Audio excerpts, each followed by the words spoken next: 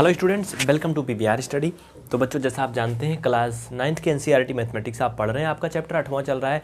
8वां chapter में exercise 8.1 का question number 6 हम लेके आए हैं। क्लास को एंड तक देखना, बहुत ही प्यार से देखना, समझ में आएगा, पूरी गारंटी होगी।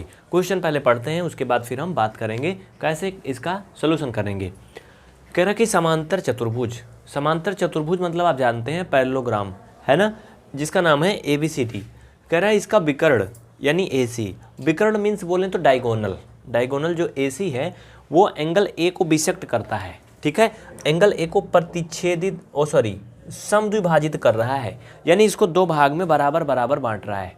इसके आगे कहता है कि दर्शाइए, दर्शाइए मीन्स सिद्ध कीजिए, प्रूव कीजिए यह एंगल C को भी समद्विभाजित करता है। ये सिद्ध करना है कि ये दोनों एंगल भी क्या होंगे, बराबर होंगे। वैसे अगर देखा जाए एक समांतर चतुर्भुज में, तो अगर ये बराबर है तो ये तो बराबर होगा ही, क्योंकि ये क्या कर रहा है, बिसेक्ट कर रहा है। लेकिन ये बराबर तो हमें पता है, लेकिन हमें इसको प्रूव करना है, सिद्ध करके दिखाना है।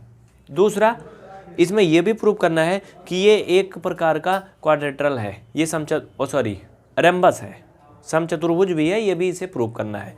चलिए शुरू करते हैं। सोल्यूशन इसका स्टार्ट होता है यहाँ से, ध्यानपूर्वक देखना। यहाँ पे मैंने लिखा हल, ठीक है।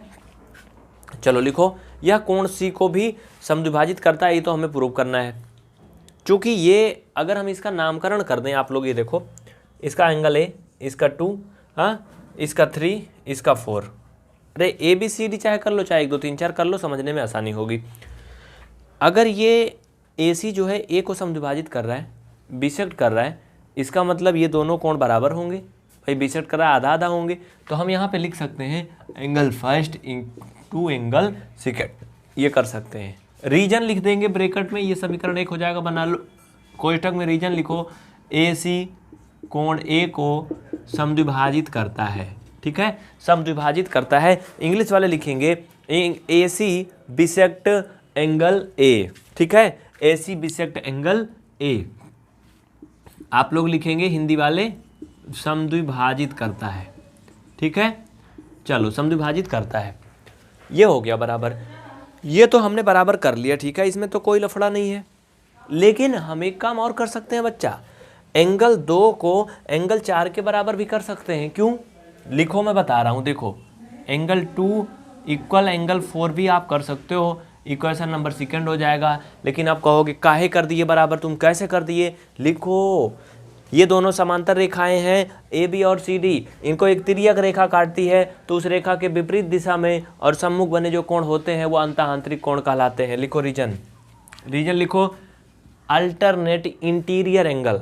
ठीक है, हिंदी में लिखेंगे अंतः आंतरिक कोण, अंतः आंतरिक कोण। इंग्लिश मीडियम वाले लिखेंगे, इंग्लिश मीडियम वाले लिखेंगे alternate interior angle. Understand? Okay, ये हो गया भैया। जब हम एंगल 2 को एंगल 4 के इक्वल कर सकते हैं इस अंतः आंतरिक के कॉन्सेप्ट पर, तो हम एंगल 1 को 3 के बराबर भी तो कर सकते हैं ना। चलो, एंगल 1 इक्वल एंगल 3, ये समीकरण 3। ये क्यों हुआ? इसमें भी वही कॉन्सेप्ट लगा, अल्टरनेट इंटीरियर एंगल। अब तुम लिखोगे अंतः आंतरिक कोण। ठीक है, अंतः आंतरिक कोण, ये हो गए। अगर यहाँ पर एक बात ध्यान से देखो, तो एंगल 1 और 2 में क्या समानता है? इसमें भी कोण 2 है, इसमें भी 2 है, यानी हम कह सकते हैं समीकरण 1 2 बराबर हैं आपस में। क्योंकि भैया जैसे तुम इसको 1 बराबर 2 लिखे हो, इसको 2 बराबर 1 भी लिख सकते हो। तो जब कोण 2 बराबर कोण 1 लिखोगे तो दोनों बराबर हो जाएंगे, इनका एक साइड बराबर हो जाएगा, तो हम कह सकते हैं कोण 1 कोण 4 के भी बराबर है ना। और एक बात और समझो, इसमें है नहीं क्या, इन दोनों में क्या नहीं, 3 नहीं है ना, क्योंकि कुल मिला के 4 कोण है, 1 2 3 4। इन दोनों में 1 भी है, 2 भी है, 4 भी है, लेकिन 3 नहीं है। 3 का रिलेशन किससे है? 3 का रिलेशन 1 से है, और 1 इसमें है। इसका मतलब ये सब 1 में मिले हैं ना। हम ये लिख सकते हैं, क्या, नीचे लिखो समीकरण 1 2 व 3 से, समीकरण 1 2 व 3 से हम सब को बराबर कर सकते हैं। ये लो, ये लो, हो गया ना, कर सकते हैं भाई, सिंपल सा है। देखो, इसका 1 जो है 3 के बराबर है, इसमें 1 जो है 2 के बराबर है, यानी हम कह सकते हैं अगर 1 3 के बराबर है, 1 2 के बराबर है, तो हम 2 को भी 3 के बराबर लिख सकते हैं। उसी तरह से अगर तुम इनमें देखो तीनों में, तो ये सब बराबर हो सकते हैं। ठीक है, इतना हो गया। आप समझ गए? हमें करना क्या था बच्चा, हमें ये दिखाना था कोण 3 कोण 4 के बराबर है। अरे यार जब सब एक दूसरे के बराबर है तो लिख सकते हो ना नीचे, तुम लिखो नीचे अतः कोण 3 बराबर कोण 4, ठीक है। रीजन क्या लिखोगे इसमें ब्रैकेट में, रीजन लिख दो, इसको बना लो इक्वेशन 4, ठीक है। रीजन लिख दो ब्रैकेट में समीकरण 4 से, ठीक है। कैसे हो गया ये, इक्वेशन नंबर 4 से। यानी हमारा जो फर्स्ट पार्ट है वो कंप्लीट होता है कि यह कोण सी को भी समद्विभाजित करता है। अब नीचे तुम लिख सकते हो अतः या फिर इसलिए AC कोण सी को भी समद्विभाजित करता है, ठीक है। समझ गए ना, लिख लिए ना आप लोग। यहाँ पे क्या लिखे, अतः या फिर इसलिए, या इंग्लिश में लिखोगे सो AC बिसेक्ट एंगल C, ठीक है। लिखो AC कोण C को भी समद्विभाजित करता है, ठीक है। हो गया ना, समद्विभाजित करता है। इंग्लिश मीडियम वाले जान लें, समद्विभाजित का मतलब होता बच्चा बिसेक्ट करना, ठीक है। ओके चलो, ये आपका पार्ट फर्स्ट हो गया कंप्लीट। सेकेंड पार्ट अभी हमें प्रूव करना है ABCD एक रेम्बस है, एक समचतुर्भुज है।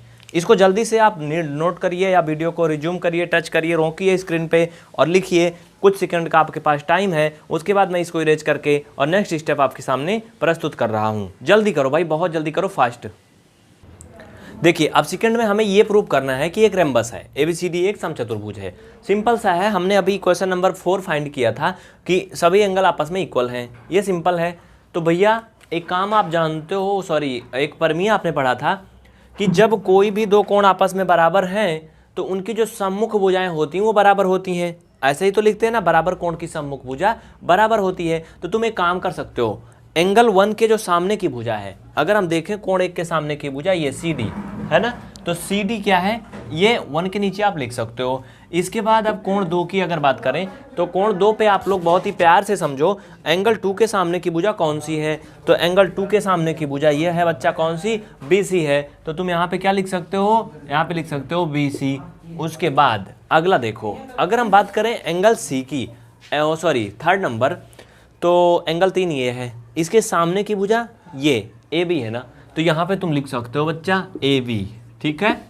अब अगर एंगल 4 पे चलो, कोण नंबर 4 पे, ये इसके सामने की भुजा ये AD है।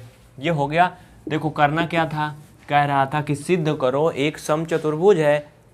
समचतुर्भुज मीन्स रेम्बस है, तो हो गया ना, चारों भुजाएं आपस में बराबर हो गई। लेकिन ये थोड़ा अटपटा सा लिखा है, इसको ढंग से बना लो। तो ढंग से आप लिखोगे तो क्या, ऐसे लिख सकते हो इनको सीरियल से, AB equal BC equal CD equal DA या AD नीचे लिखो, तब ABCD एक समचतुर्भुज है या होगा। नीचे लिखो अतः सिद्ध हुआ लिख दो, इंग्लिश मीडियम वाले लिखेंगे हैंस प्रूव्ड।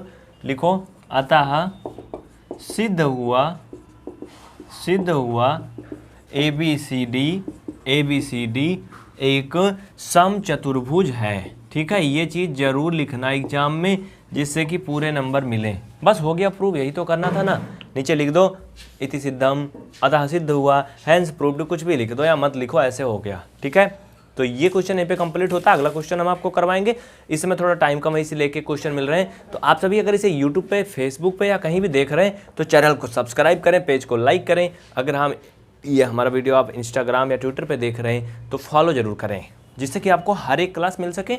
और आप कोई भी तैयारी कर रहे हैं कक्षा 1 से लेकर 12 तक, या फिर कंपटीशन की, SSC bank, railway, TET, CTET, super TET, DLED, आपके लिए हर प्रकार की क्लास उपलब्ध है। मिलते हैं नेक्स्ट क्लास में। बहुत बहुत थैंक यू आप सभी को। वीडियो को शेयर जरूर करें।